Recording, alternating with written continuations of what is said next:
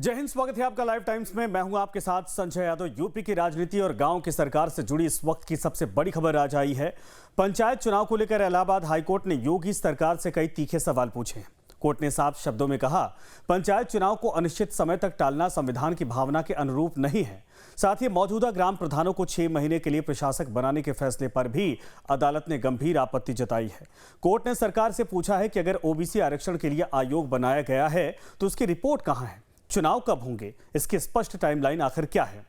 अब सवाल यह है कि पंचायत चुनाव क्या जल्द होंगे, क्या सरकार को अपना फैसला बदलना पड़ेगा और इस पूरे मामले का जो असर है वो लाखों मतदाताओं और हजारों ग्राम पंचायतों पर क्या पड़ेगा। आइए पूरी खबर विस्तार से आपको समझाते हैं। सबसे पहले समझिए पूरा मामला। दरअसल यूपी में त्रिस्तरीय पंचायतों का कार्यकाल 26 मई 2026 को समाप्त हो चुका है। इसमें ग्राम पंचायत, क्षेत्र पंचायत और जिला पंचायत तीनों स्तर की निर्वाचित संस्थाएं शामिल हैं। सामान्य तौर पर कार्यकाल खत्म होने से पहले चुनाव करवा दिए जाते हैं ताकि लोकतांत्रिक व्यवस्था बिना किसी रुकावट के चलती रहे, लेकिन इस बार ऐसा नहीं हो पाया। सरकार ने 25 मई को एक आदेश जारी किया और कहा कि जब तक नए चुनाव नहीं हो जाते हैं तब तक मौजूदा ग्राम प्रधान ही प्रशासक के रूप में पंचायतों का कामकाज संभालेंगे।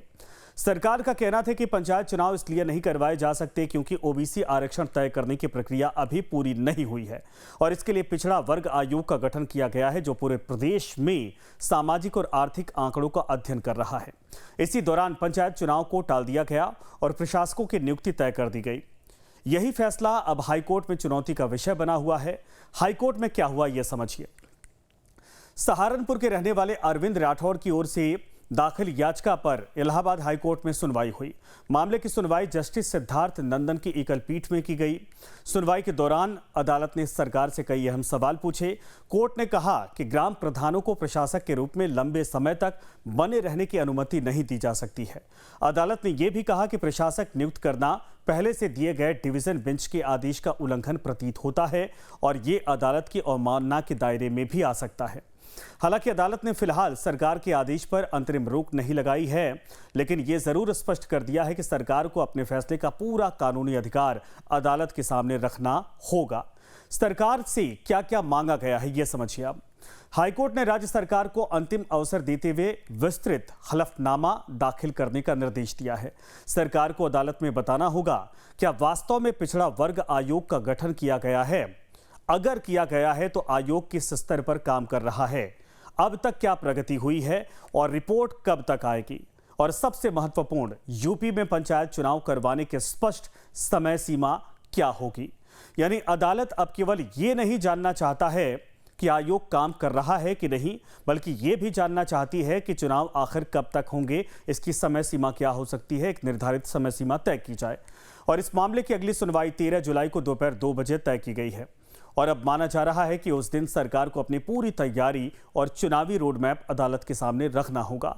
ओबीसी आरक्षण का मुद्दा इतना अहम अब क्यों होता जा रहा है ये भी समझ लीजिए। अब सवाल उठता है कि आखिर ओबीसी आयोग की रिपोर्ट इतनी महत्वपूर्ण क्यों हो गई है। दरअसल पंचायत चुनाव में पिछड़ा वर्ग को आरक्षण देने के लिए कानूनी प्रक्रिया पूरी करनी होती है।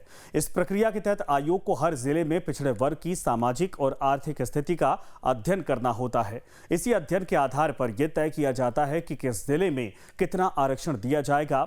सरकार का कहना है कि बिना इस प्रक्रिया के चुनाव करवाना कानूनी विवाद खड़ा कर सकता है, लेकिन दूसरी ओर याचिकाकर्ता का तर्क है कि लोकतांत्रिक संस्थाओं के चुनाव अनिश्चितकाल तक टाले नहीं जा सकते और यही कारण है कि हाईकोर्ट भी सरकार से लगातार पूछ रहा है कि आखिर प्रक्रिया पूरी होने में कितना समय लगेगा।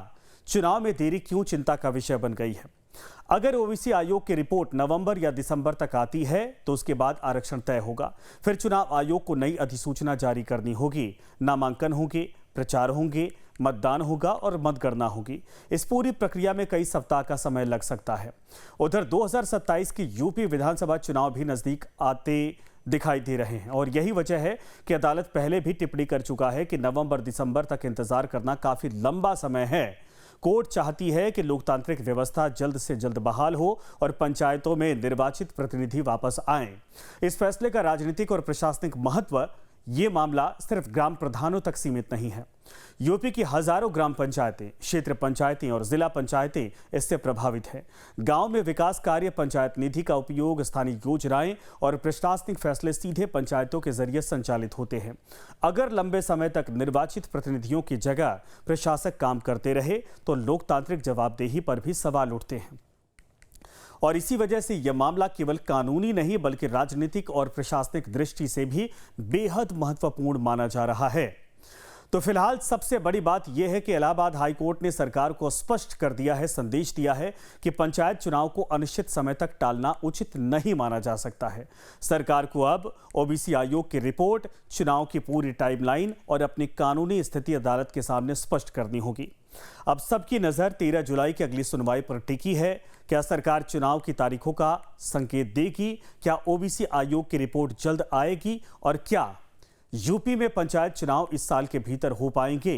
इन सभी सवालों के जवाब आने वाले दिनों में आपके सामने होंगे। फिलहाल इस मामले पर हर अपडेट के लिए हमारे साथ बने रहिए। अगर वीडियो पसंद आया है तो इसके लिए आप इसे लाइक करिए, शेयर करिए और चैनल को सब्सक्राइब करना ना भूलें। धन्यवाद।